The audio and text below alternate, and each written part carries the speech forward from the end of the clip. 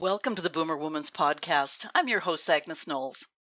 When was the last time you had a conversation about sex and intimacy?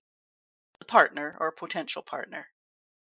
I really enjoyed this conversation with Chloe, and the recurring theme is communication, with a healthy dose of curiosity thrown in.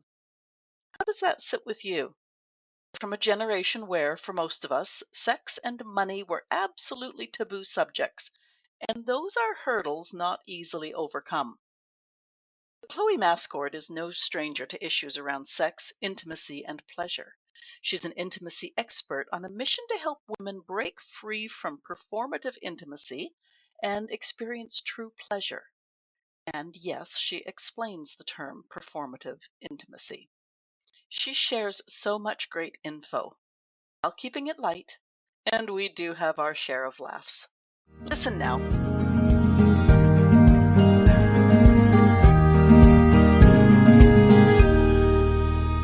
Sex, intimacy, pleasure.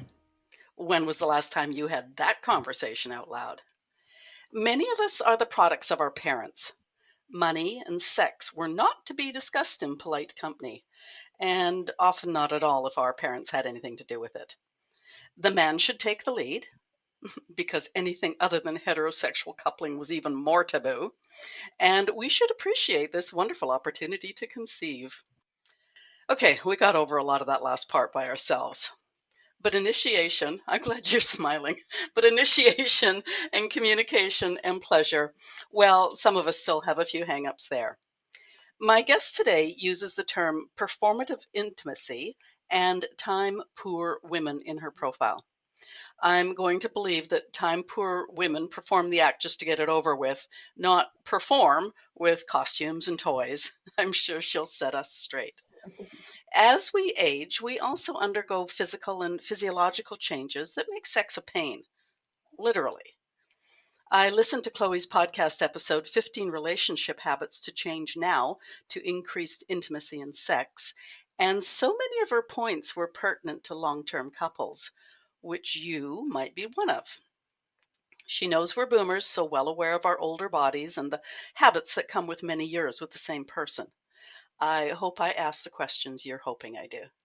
Chloe Mascord, welcome to the Boomer Woman's Podcast. Thank you so much for having me. I'm really happy to be here. And that is, I think, has to be the best intro I've ever experienced on a podcast recording. And I've done a few. So you made me smile and giggle, and I'm happy to be here. Well, it's funny because I try to focus on my intro notes, and I could see your big grin, and I'm going like, I'm not quite sure what I just said, but whatever. That's great. We're going to jump right in. What is performative intimacy? Yeah, so I think this, if we track back, this comes from where we've learnt about intimacy and sex. And I think most of us can say that it's come from movies. And I think, as you would expect from an actor or an actress, they perform. And so I think when we're looking at intimacy and sex, we are represented with people showing us what it should look like. And I think we've adopted those behaviors from noises that are made to ways in which we physically show up and the connection that we have with our partner and what we're doing for their pleasure. So when I talk about performative, I'm talking about how we're actually physically showing up in intimacy. Okay, and therein lies the difference because when we were young, oftentimes, it was quite risque to even see a nude person, let alone sex on the big Correct. screen. So, yeah. Now, at this age, many women have been with their partners for a long time. What are the most common reasons desire fades in long-term relationships, and how do these couples reignite it? Yeah, great question. There's always a few reasons why this can happen. And I think and I want to highlight here that everyone's unique to their own situation. There could be a multitude of different things. I'll name a few. I Our have a list too, changing. so I'm curious. Oh, great. So I think it's really important. to highlight that we go through different stages in our lives. And I love that your focus is around the boomer stage, because obviously that is, a really pivotal part of our lives. And I want to acknowledge that, because that's the audience that I'm talking to today. So I think a big piece of the puzzle is these changes in our life. So it might be having kids, it might be, getting married or things like that. So different stages of our lives can change how we show up in relationships and intimacy. And that includes changing sexual desires as well. And I think a lot of the time we don't talk about how we used to have intimacy with our partner can be different to how we want it now.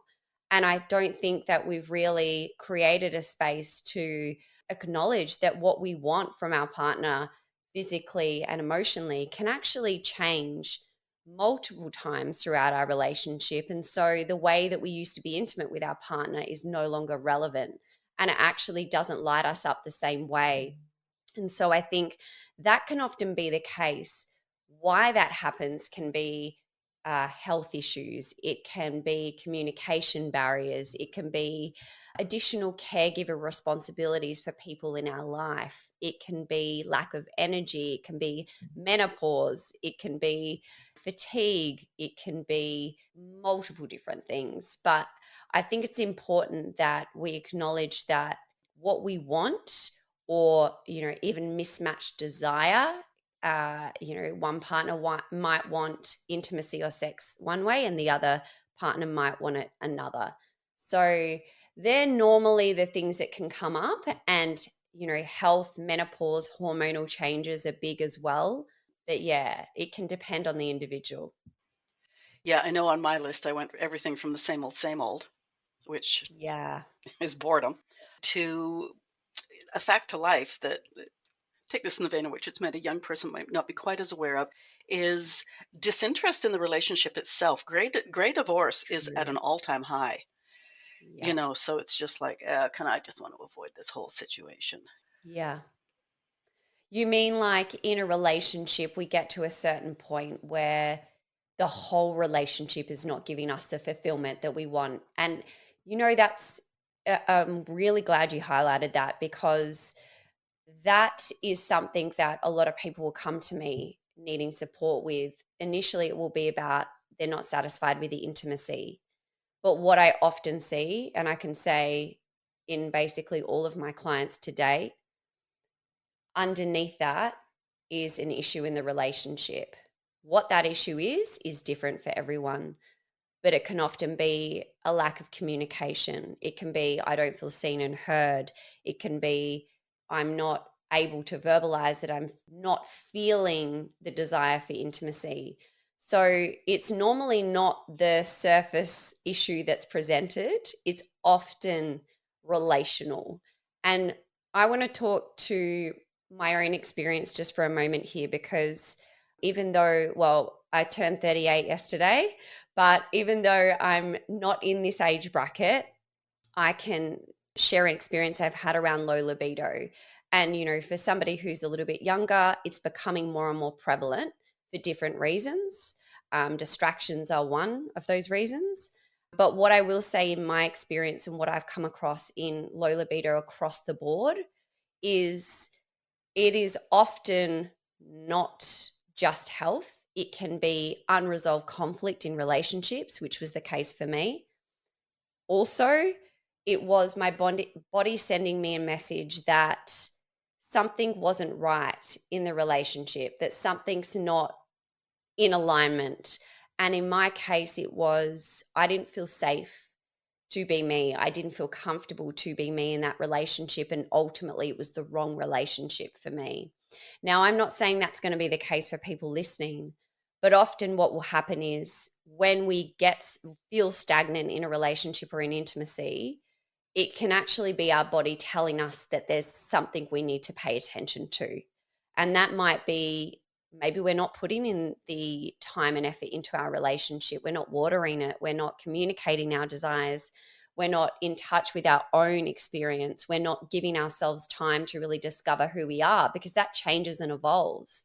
And if we haven't done it before, it's really difficult to start, in those later years. So I do think whilst what we're talking about in the boomer space, a lot of it can relate to different generations, but maybe in a slightly different way.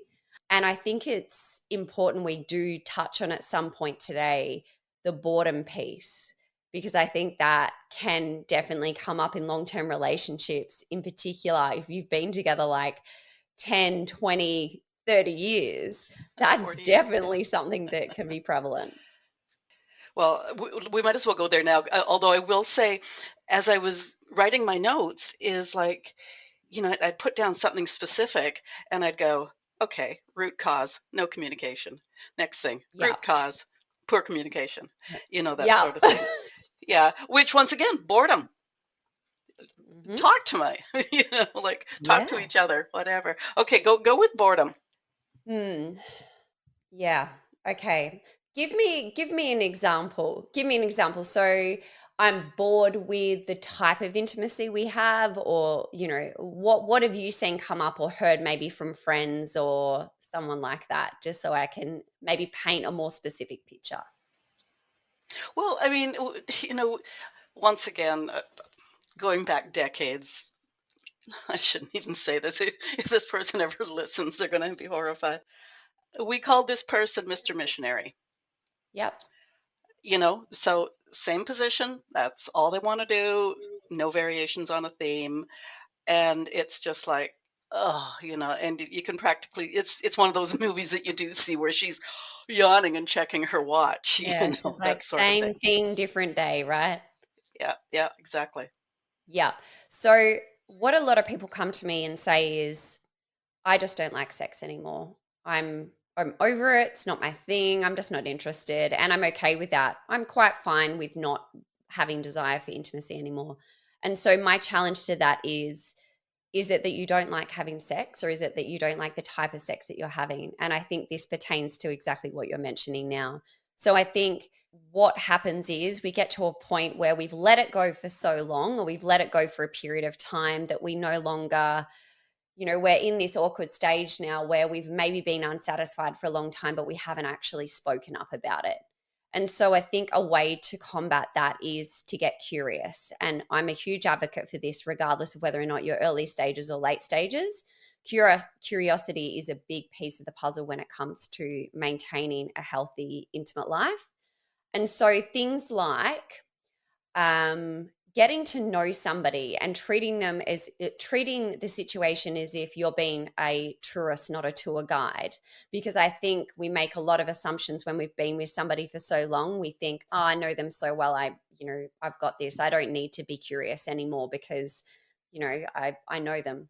So when we change our mindset around it and start to be curious and ask our partner questions, because I know most people like to be asked questions too, it can actually open up this opportunity to get to know our partner on with a different approach. And a way to do that is, if you, for example, when we can share some links in the notes, there's a lot of different cards. So essentially like a partner game where there's these questions that you can ask each other, and you pull a card out of the deck, and it can be relating to, you know, family, it can relate to intimacy, it can relate to um, past, present, future. And so there's all these different types of questions that we can start to ask our partner.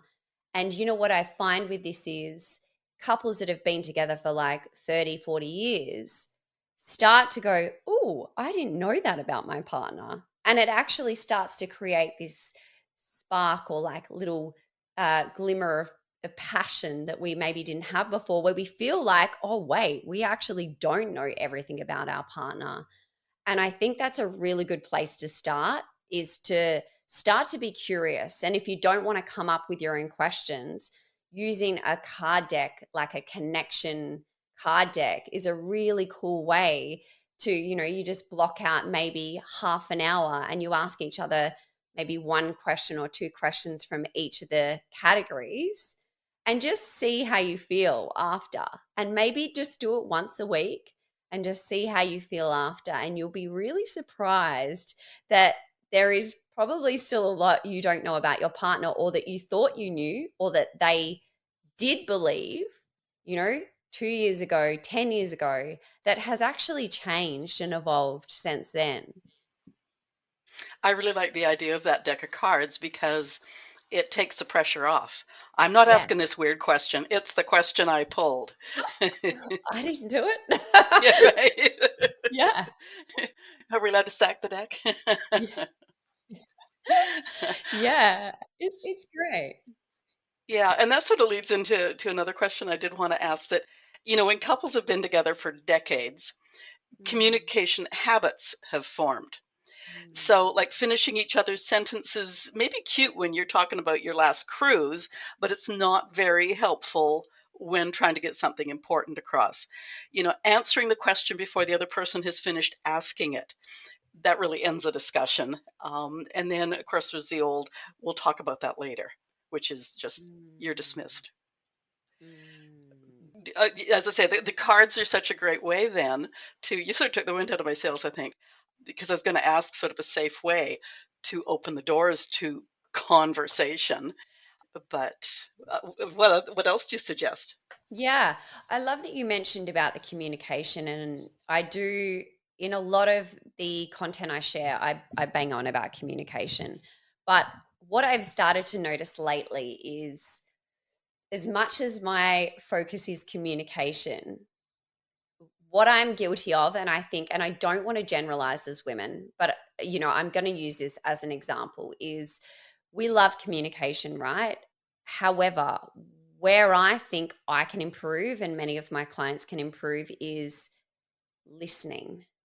Because what you're talking about here is finishing each other's sentences. And I am guilty of that. I'm guilty of that. And I see a lot of people doing the same thing.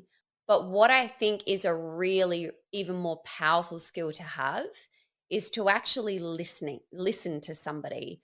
And when I say listen, I don't just mean listen to respond, I mean listen to understand. And that, there's ways to do this. There's a great clip that Simon Sinek has. It's called The Art of Listening. And I want to link that in the show notes as well. It's just a short little clip, but it talks about how imperative it is to learn that skill, because the power of your partner feeling heard is even more so than being able to communicate well. If you can listen and genuinely listen, and this isn't just in your relationship, this is everywhere in life, what you will get back in return and what you'll start to see will radically change. Because a lot of the time when we're finishing somebody's sentence, what they are going to say could actually very much be different to what you think they're going to say. And therefore they just go, oh, I'm not even going to bother. I'm not even going to bother anymore. And I think by being able to be very good at listening, your communication will naturally become better purely just by practicing the skill of listening. And then, of course, there's ways that we can communicate better. One thing I really like to do, and a habit that I've now incorporated into my relationship, is a weekly check in. And so, for those couples that are maybe not communicating well, and when just sweeping things under the rug, in particular things that maybe they'd like to be different, it's just not worth the argument. They don't want to have the conversation.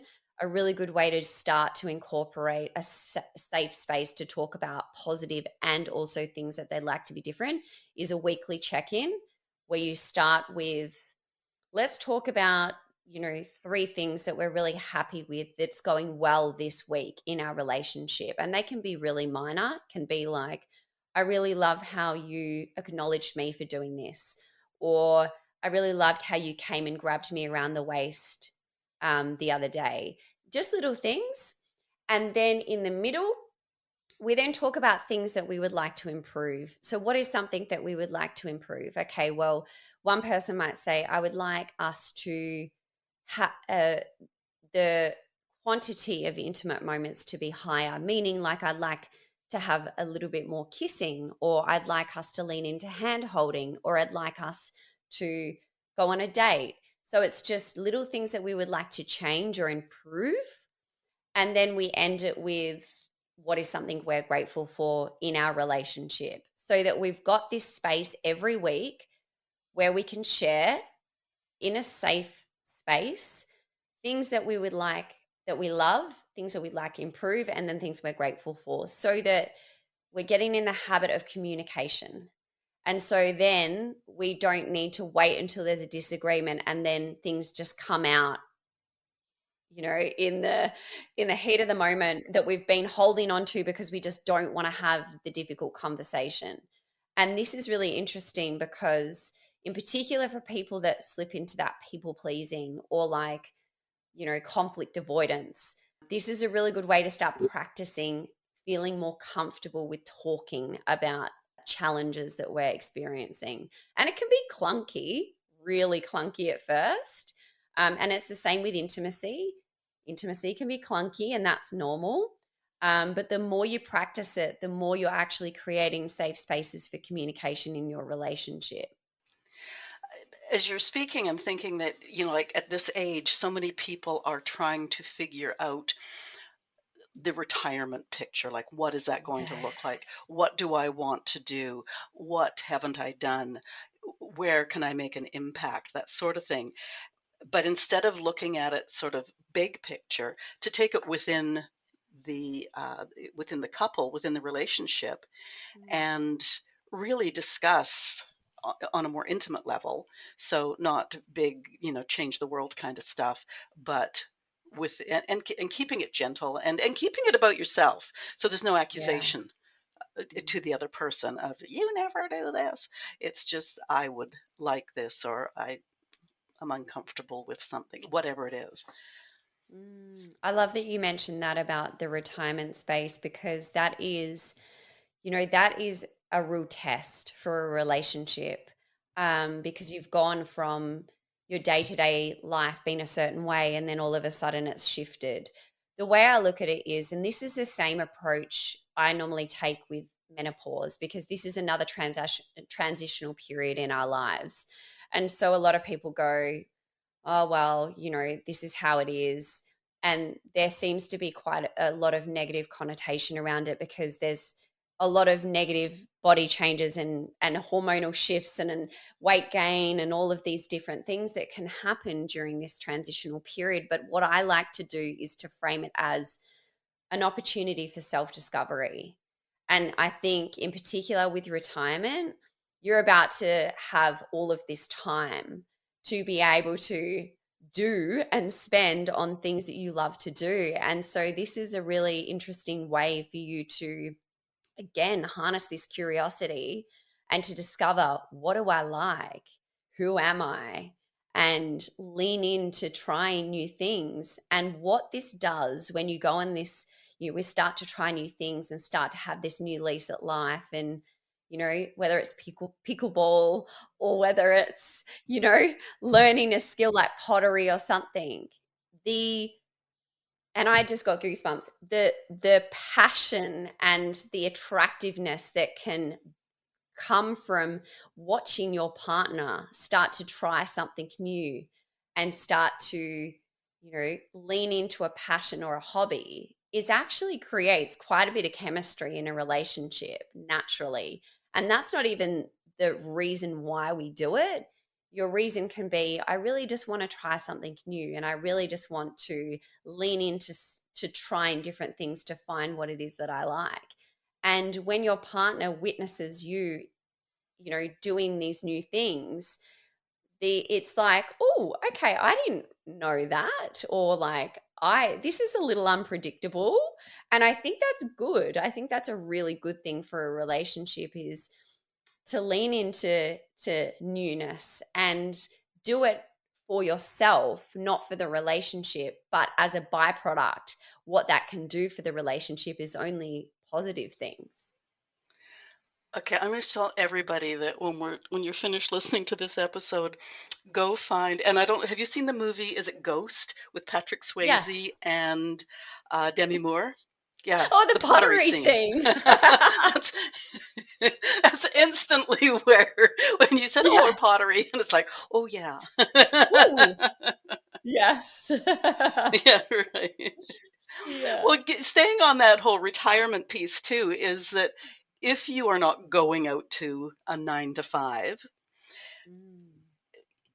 I, I don't know. I'm going to do a little bit of stereotyping here, but often when you're young, it is about the sex and it's hot and Yeah. it's steamy.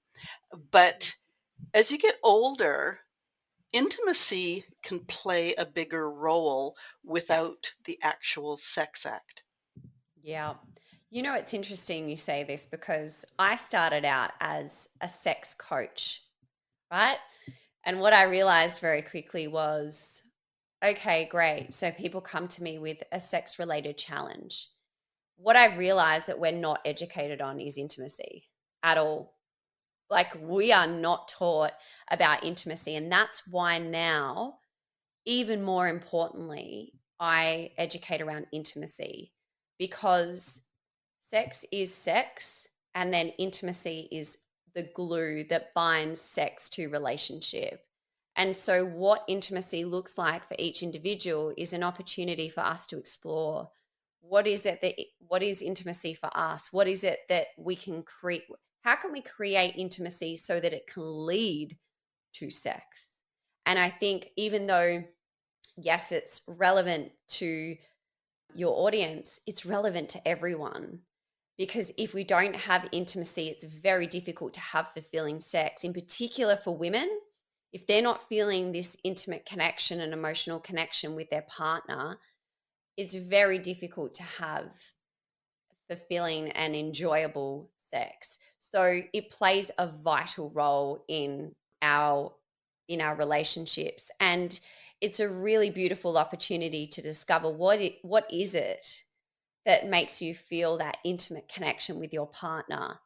And it's about binding it all together, and how do we bring intimacy into the sex and in back into the relationship, and kind of marrying it all together, rather than it being like relationship, intimacy, sex.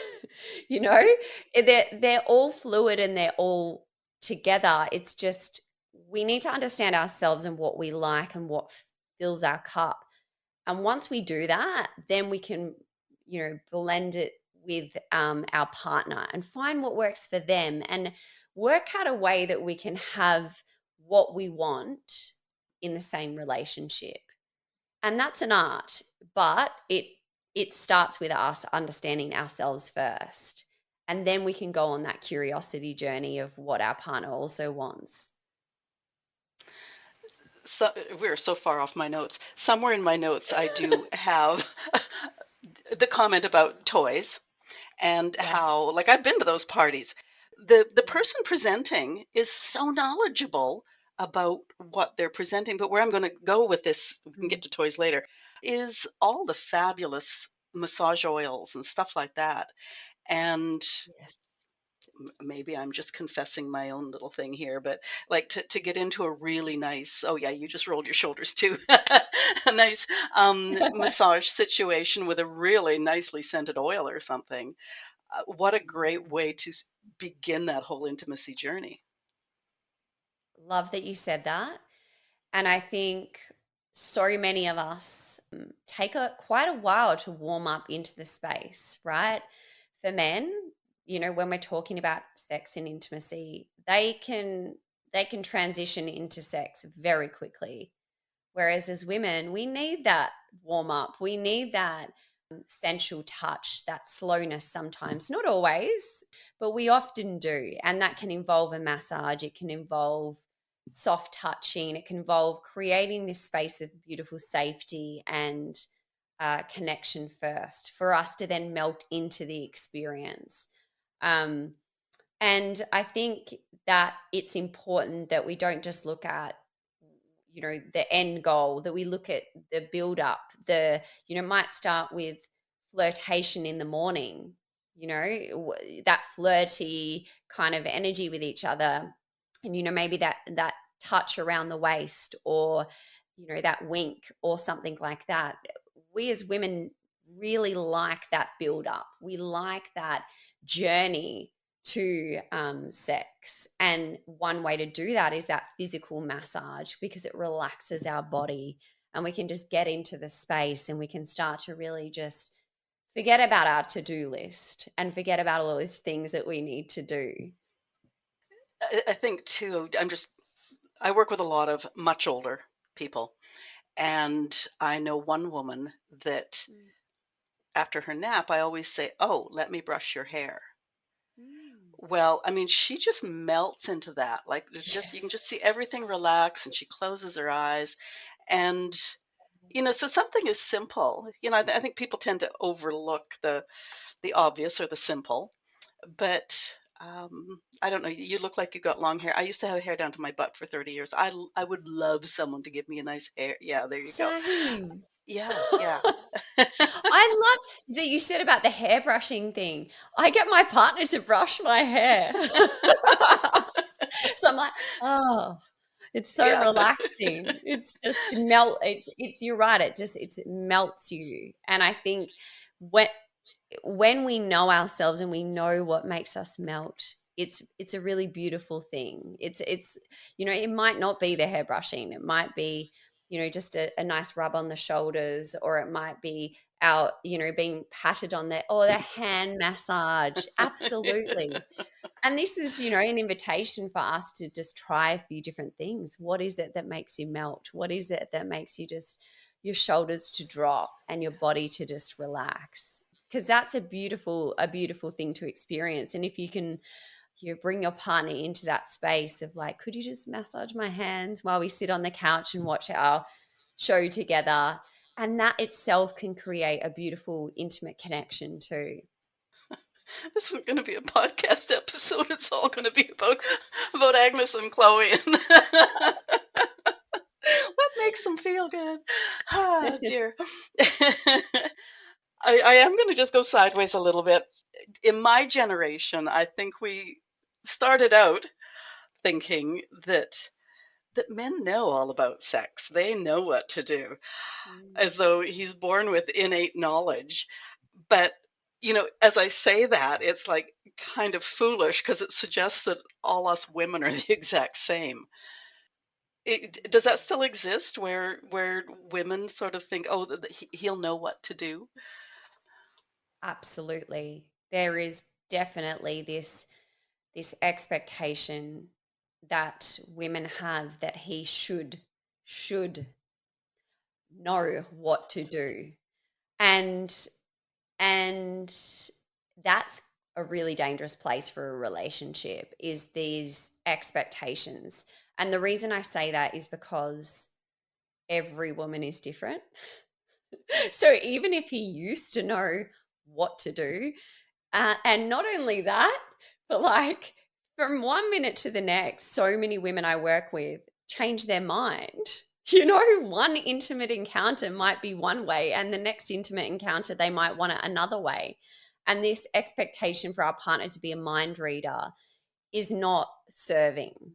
And that's where the communication piece comes in. It's like being able to express, hey, this is what I would like. But there is a big expectation on men to just know. And we're all, even in our anatomy is all very different in women. Yes, in the whole scheme of things, it's the same, but each woman is unique in how they look physically, in what brings them pleasure. And I think we really need to be mindful that expecting our partner to just know what feels good for us it's not fair, and it's not going to get our needs met either. Well, and once again, I keep on having these thoughts as you're talking. But, what worked for your last partner may not work Yeah, for this one. Just because you aced it last year doesn't mean you're acing it this year. You still gotta talk. And I'm trying to absolutely. leave the genders right out of that. It's a Mm, two-way street. absolutely. Now you opened this up, and somewhere I'm just going to scroll down here is the fact that as we get older, well, no, okay, I'm just talking from a woman's point of view. Some of my body parts have slipped. I have Mhm. gained weight. It's it, a lot of women just don't want to get naked in front of a man anymore. it, Mm. what do we do about that, or what do the fellas do about it? Yeah, I love that you raised this because this was something that I was thinking about in particular for this, for this audience. So I think when we talk about, many boomer women growing up in an era where these rigid beauty standards and limited body positivity messages, and even now, like that's still the case now in a different way. But what it can do is the aging can also amplify these body image challenges. And we're still in a society where youth is what we as women are being trained to achieve or trained to aim for. And so we feel this pressure to age gracefully while also trying to grapple with these physical changes. And I think it is really important for us to just acknowledge that.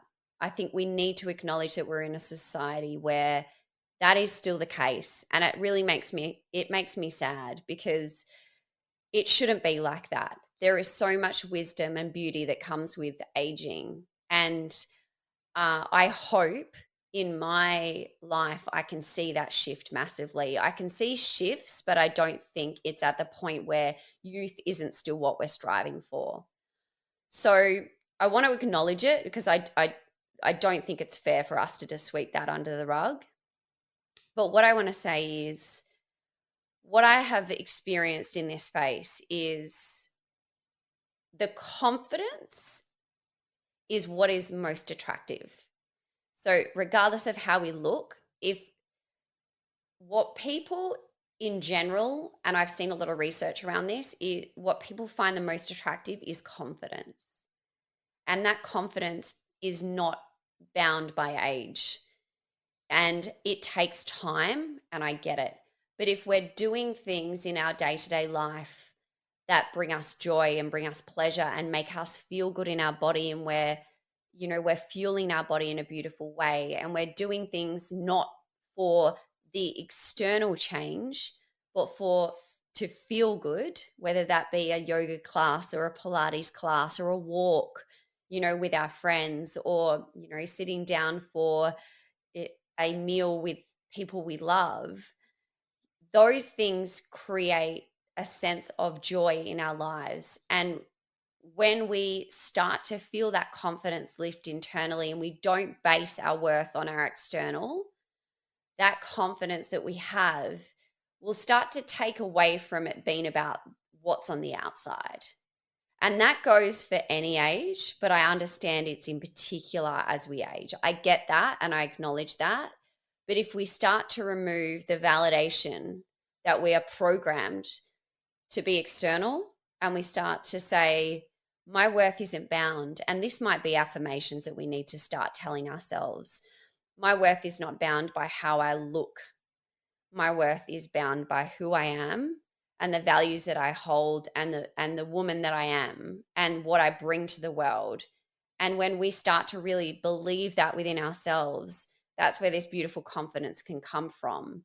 And when our partner sees that confidence, it's an extremely attractive quality, and it's going to, have this positive snowball effect.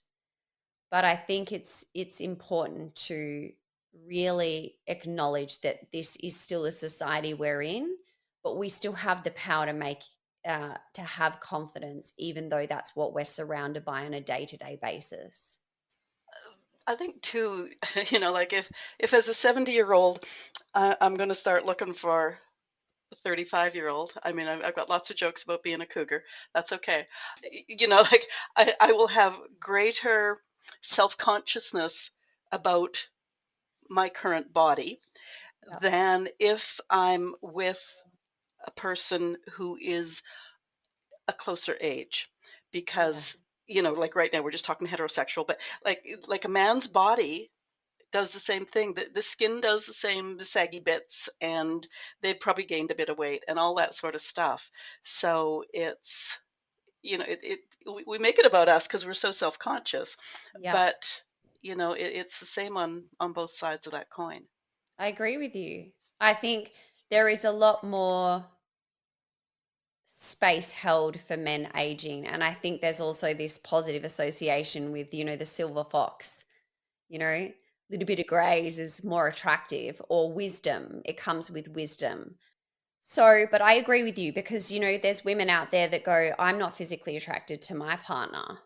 So it does go both ways. But I think, it comes down to how we approach it and what's our mentality around it. And if, both partners in a relationship are focusing on their physical health, it's also a beautiful thing for a couple to do, going on walks together and doing things that make us feel good in our body, and having that as part of our relationship. It's like this, nice little positive momentum that you've got going for us to have this focus on health and wellness together, so that our bodies are still thriving, and that we're grateful for what our bodies have done and got us to the place in our life that we're in now, rather than looking at it as, oh, my body doesn't look great, or it's not the same as it used to be, because it's carried us through so much in our lives. And if we can be really grateful for that, then there's no space for the focus to be on body image.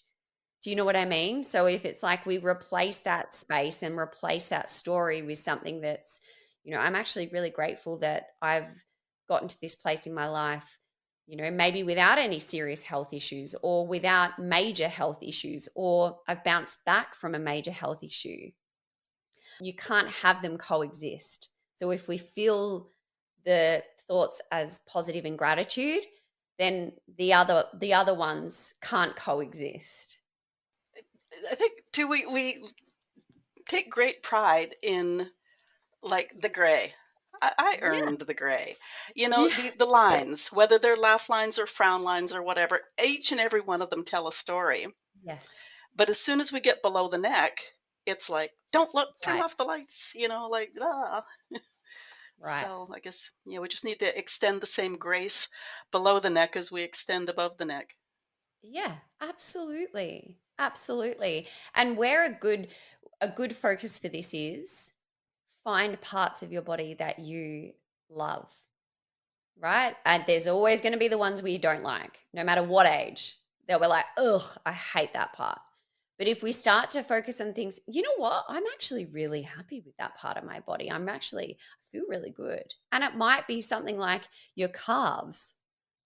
you know like, it might just be, oh, I love my calf, I have really nice muscular calves, or I have really beautiful feet. It might be something small, but if we focus on a part of our body that we're like, oh, I think that's a really, attractive or beautiful part of my body, and that's that where our energy goes in that positive way, is good. And you can start to feel proud of that part and be like, oh, I like that part of me, I find it quite sexy and attractive. And then, we're not focusing on, I hate that part of my body. I'm trying really hard not to do the yeah, but. Yeah, go, Because when you're no, talking about please. you know, you were talking about finding a part of your body. Well, I've always had slender ankles, and when I was wearing like 4 or 5 inch heels, they look great. I still have those slender ankles, but I also have English knees, So I mean, it's like keep that skirt wrapped real tight around the legs. You can just look at my ankles. Sorry. No, I get it. I hear you, because it's like the positive, and then immediately, but I don't like. The positive, I immediately don't like. And it's patterning. It's just what we've done. So it takes time to reprogram that mentality. I think we really also need to address here, where are we getting these stories from? Is it media? Is it TV? Is it social media? What is fueling this? Society, it's hard to get away from these stories, right? These beauty standards, I get it. But what I have found is, even the smallest things, by being really conscious of who you're following, really conscious of, if you are consuming content or media, whether it be on TV or magazines, just really think about what it is that you're consuming. Because even though you might not see it at the time, those little stories compile and compile and compile. And so what I find is, if we start to consume media, whether it be, social media accounts of people who are similar to us, or then we're not using comparison to people that are in a different bracket. And I understand that's hard with Facebook because we've got friends of all different ages and genders and all of that. I get that. But even just if there's certain, comparisons that we're drawing between ourselves and other people, why? Where is that coming from? What are the things that are accelerating those comparisons? And let's start to actually remove them so that it's not activating those stories. I can take another left turn here. I opened by saying that as we get older, physical and physiological, such that sex can be painful. Yeah. Can you go there with, I guess intimacy will help. I mean, having that longer runway, but Mm. that's where looking at assistance like oils and things like that. Yeah, absolutely. And that's, these are physical discomforts. And that's where it's like, no wonder, there might not be a desire for intimacy because there's pain. And that's really difficult and it's common. Um, and I think I like what you mentioned about the oil. Lubricants are really important during this period of time, really important. And if you haven't been open to doing that or using lubricants before, it can be like, oh, I'm doing it because I have to, not because it's, I want to. But I think it's really important to start to take note of, when, if the pain is always there, understanding where the pain's coming from and why the pain's happening, because there's often some health complications that can come from it. It can be menopause, it can be aging, it can be all sorts of different things. But sometimes, because of this transition, we actually is due to stress. So we want to just be mindful of, taking note when I feel these physical challenges or this pain, when am I feeling it? What is it that helps to reduce the pain? Is it lubricant? Is it taking time to build up? Is it, having that connection with my partner prior to? It's finding the things that help alleviate the pain, and also being mindful that if the pain is there, it is really important to go and see somebody about it and just make sure that there isn't any underlying health complications there. But there are definitely things you can do to alleviate that and be more aware of it, because at the end of the day we can go and give our power to somebody to tell us what's wrong with us, but if we continue to tap into our body and listen to our body, it will tell you what's going on. And if you start to be more mindful of, when am I experiencing this pain and what is amplifying the pain and what is reducing the pain, then you can start to uncover that within yourself and know, okay, well, it's when there isn't any lubrication, or when, we're going straight into the act of sex and there's no build up, or, when I've got stress, or when I'm feeling insecure within my body and my whole body tenses up. Those things can amplify the pain that we experience. So when we start to take some data and we start to be mindful, and this might be journaling, okay, I noticed this time that this is what happened. What was it that came up for me during the day? Or what were my physical experiences? What were my emotional experiences? So that we can start to just join the dots and we can start to be like, okay, I'm seeing that the pain is showing up when I'm feeling quite insecure in my body. Okay, so that might mean that my body is quite tense. So what is it? Is it the, coming back to the hair brushing? Do I need my hairbrush? What are the things I can do for my body to help, help alleviate maybe some of this pain, and be like, oh, okay, I feel connected with my body. My body's telling me that maybe I do need to lean into this, or do some more calming activities that are going to help reduce the pain. But yeah, I think really getting that information and data is going to be really pivotal. We've been talking about women's aging bodies. Mm. But as we said, men age also, Yes. and many older men have problems, difficulty with erections. Hmm. A lot of those men, they take it far too personally and don't want to discuss it. Yeah. If, as a woman, we are fully happy with just the intimacy, do you have any suggestions for starting that conversation to make them sort of relax and say, understand that it's okay? Yeah. So, are you talking about how to navigate this difficult period? Let's say that the couple or one person wants to maintain sex, but they're going through this difficult time. Is that your question? Well, no, I was just more thinking that, often women, as they get Mm. older into their 70s and 80s, they're quite happy not to have the actual sex act, Mhm. but they really, really like that whole intimacy and touch and Yeah. all that stuff. So if a man cannot get an erection, Mhm. instead of popping little blue pills, Yeah. then they can just enjoy the touch. And once again, we talked about massage for we the women, but for him as well. It doesn't Absolutely. have to be an erection and penetration. Absolutely. There's two things that I want to talk about here. One, I really want to talk to leaning into this intimate space and how important it is to find ways to connect and have that deep connection in relationship. If for whatever reason sex is off the table or is something that you're both very comfortable not doing, but I reiterate, it has to be something both people are comfortable not doing. Because if one person is just, not comfortable and the other person is desiring that, that can create some challenges. But I also think, you know, unless you're both comfortable with taking sex off the table, don't give up if it becomes something that you go through a period of not desiring.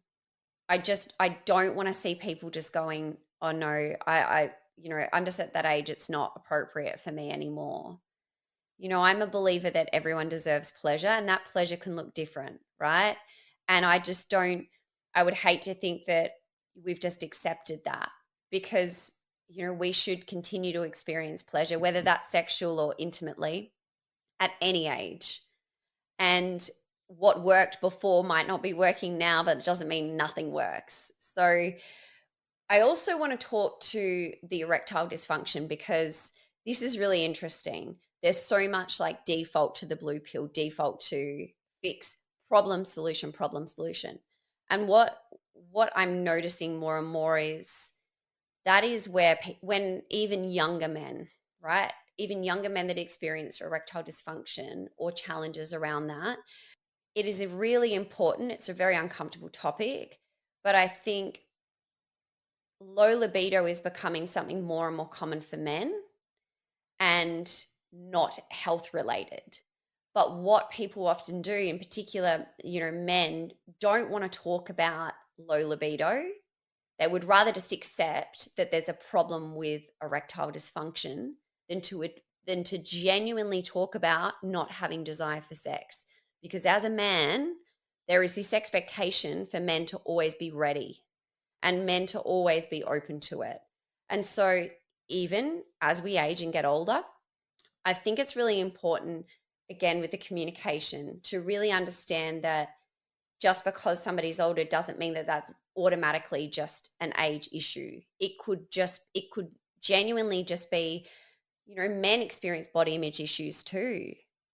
And that is a huge key to low libido at any age is, you know, I don't look the same as I used to do. I used to. And therefore that part of our, that part of us shuts down. And so that erectile dysfunction may not actually be age. It may just be I'm struggling to overcome this period of my life, this this new body or this body that's changing that I'm not used to. So I really want to reiterate here is it seems that we just, especially as we're in this boomer generation, we just go, oh, that's just part of aging. I challenge that and I say, don't default to that for women or men. Don't default to just being, my body is failing. This could be something that we're perceiving about ourselves. Oh, I just don't like I don't like the way I look. Could be actually playing a bigger role in your libido or in your desire for intimacy or sex than what you actually realize. A whole bunch of people are smiling right now. Good. That's great. I want to touch on one more thing before we start to wrap. You talked about women faking orgasms.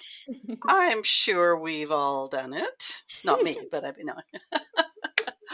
Why do we do that? Yes.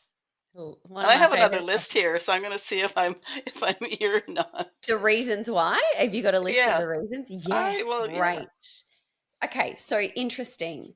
I just did a keynote speech on faking orgasms on Saturday.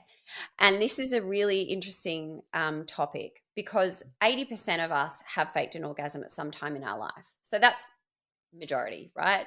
And that's the people that are willing to admit that they faked it. So, I I was going mean, to say 80%, the other 20% don't want to yeah, I admit know, right? it. Absolutely. So what I've found, so I've worked with a lot of clients who have struggled with being open and transparent about their pleasure or even knowing what brings them joy. It is never one reason. It is always multiple. Never one. It's not just like, I want it to be over. That's it. There's always multiple things that contribute to this. And there's so many different reasons why, ingrained habit. You might just do it once in one situation and then it just becomes a habit.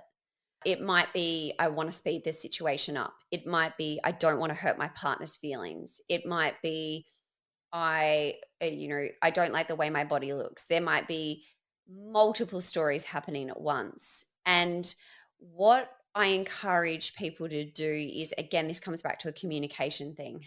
So as you can see, there's a trend here. But what I say is, no wonder if you're needing to fake intimacy and pleasure, no wonder if you're needing to do that, of course you're not going to enjoy it because it's not real.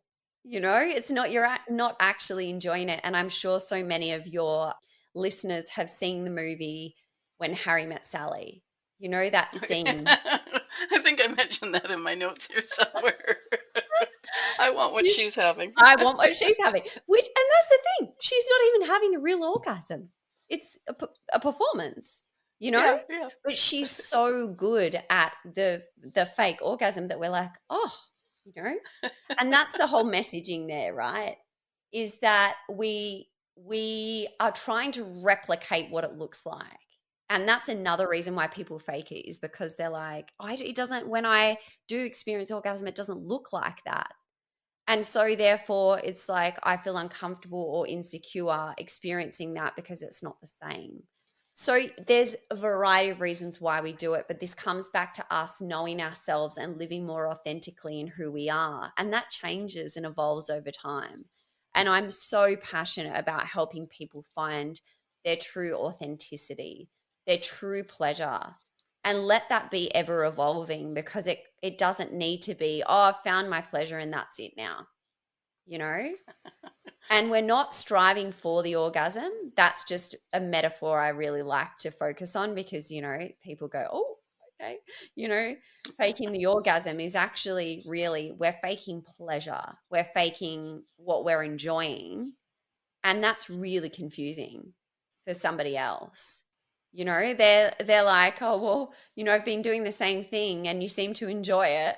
And we're so good at faking orgasms that our partner's like, hang on, what?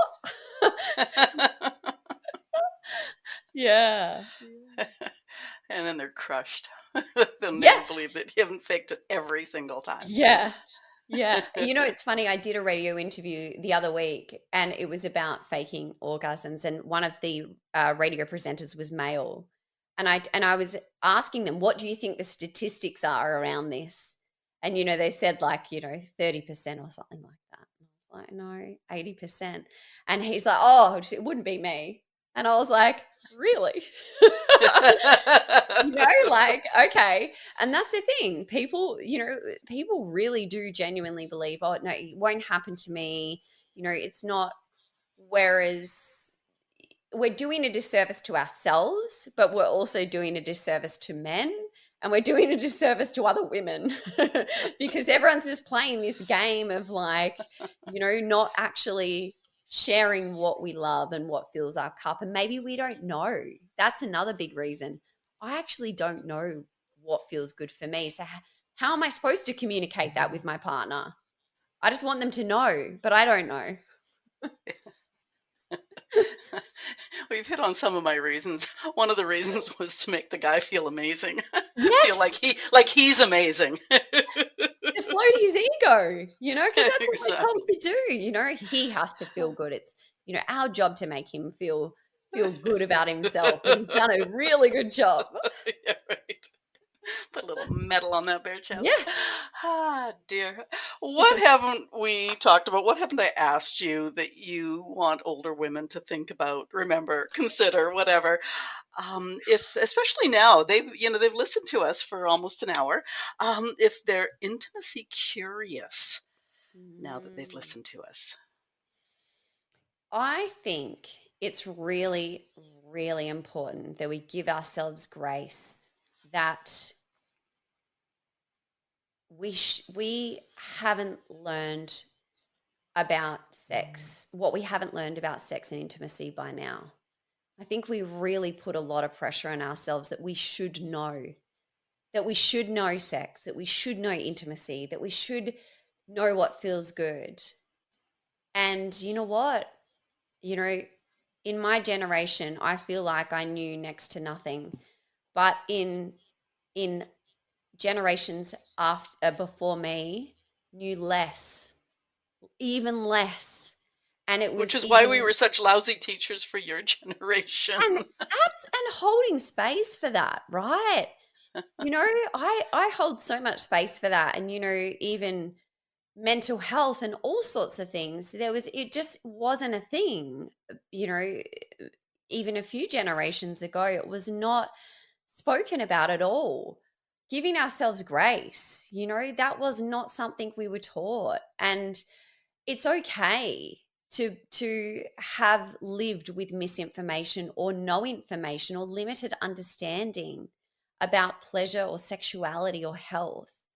We've done the best with the tools that we've had, and it's pretty confronting now with social media and what we're learning, in particular as we're moving through life. I struggle to keep up with what's going on in the world these days. It's a lot, to now understand that there's younger generations coming through that know so much more. But give yourself grace.